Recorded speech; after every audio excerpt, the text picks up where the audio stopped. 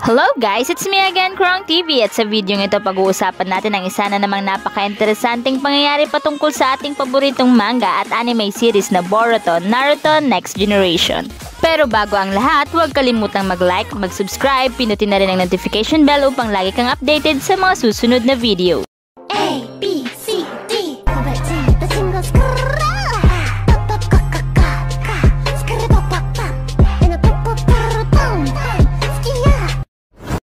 Sa video ito, pag-uusapan natin ang Byakugo Seal at ang Karma Seal. Pag-uusapan din natin dito kung mayroon kayang maaaring connection ang Karma Seal at ang Byakugo Seal.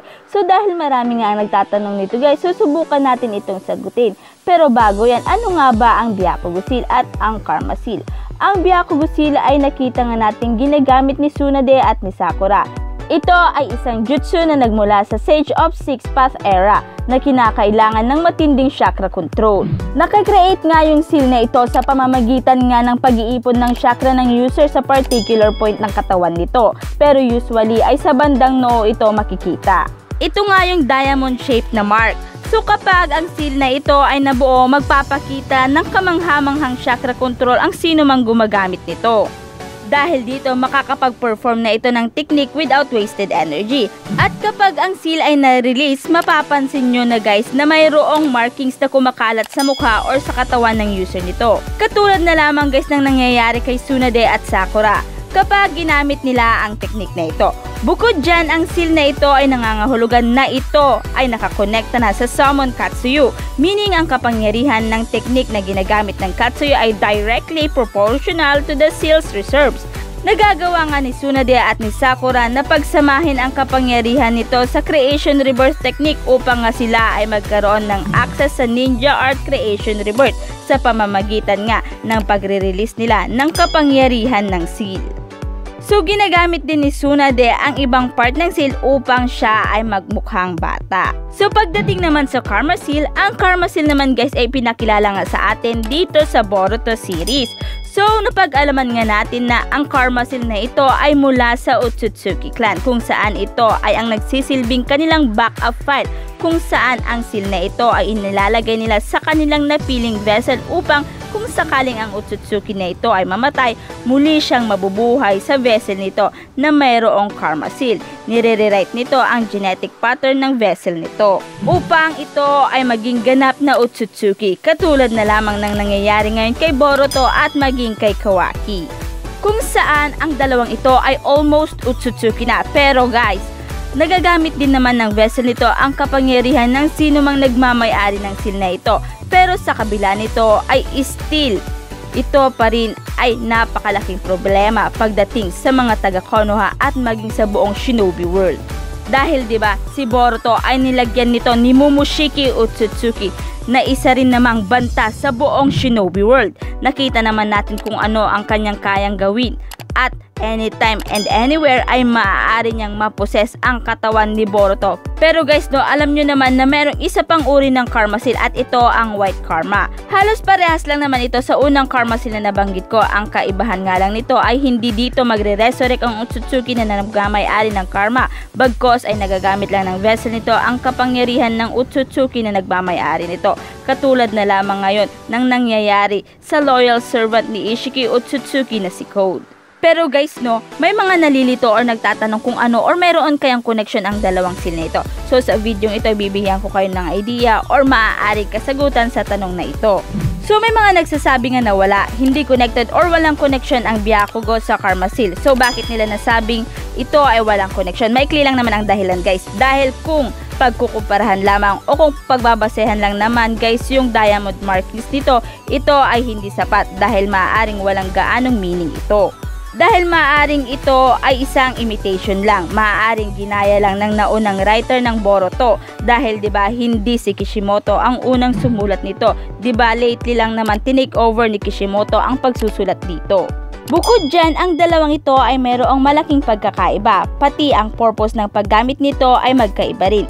So yan nga guys ang sinasabing dahilan kung bakit nga wag daw gawing big deal ang pagiging magkapareho ng markings nito. Pero para sa akin guys, no, para sa akin lang hindi ko sinasabing ito talaga. Para sa akin, I am not satisfied. Hindi ako kontento sa dahilan ito. Kaya naman guys, alamin natin ang sagot naman na oo. Maaaring mayroong koneksyon ang Byakugo sa Karmasil. So bakit? Taliwas sa unang kasagutan, may malaking pagkakatulad ang Karma at ang Byakugo Seal. So ano ito? Bukod sa parehong marking ito, ang Byakugo at ang Karmasil ay parehong nagbibigay ng massive power boost. Kita nyo naman siguro guys kung ano ang nagagawa nito sa user niya kapag ginagamit nila ang kanilang seal. Bukod nga dyan, ang dalawang ito rin ay parehong naghihilo, nagpapagaling. Pareho din sila na nag-i-store ng chakra. Bukod dyan guys, no, ang Karma Seal ay nag-a-absorb ng chakra at ang Byakugo Seal naman, katulad ng sinabi ko kanina, ay nagko-collect ng chakra na makikita nga sa forehead ng user.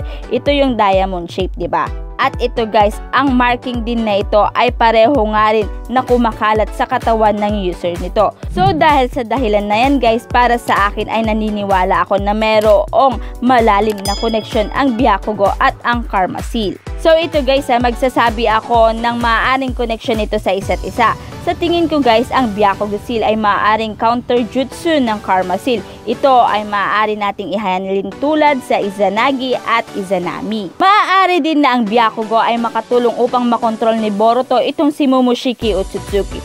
I mean, in time skip kapag nagawa ngang magamit ni Sarada or pag nagawa niya ang Byakugo Seal kapag tama ang teorya na ito, napakagandang tignan na magiging tandem si Sarada at si Boruto. Bukod nga din dyan guys, no, may mga nabasa din akong teorya patungkol nga dyan kung saan ay sinasabi nga dito na related nga sila sa isa't isa. Maaring ang Karma Seal ay mas pina-advance lang na Byakugo Seal. So yan nga guys ang kasagutan sa tanong na yan. So kung kayo naman ang tatanungin guys, ano sa tingin nyo, may connection ba ang Byakugo at ang Karma? Kung meron, ano sa tingin nyo ang connection nito sa isa't isa? So i-comment nyo lang inyong kasagutan sa ating comment box.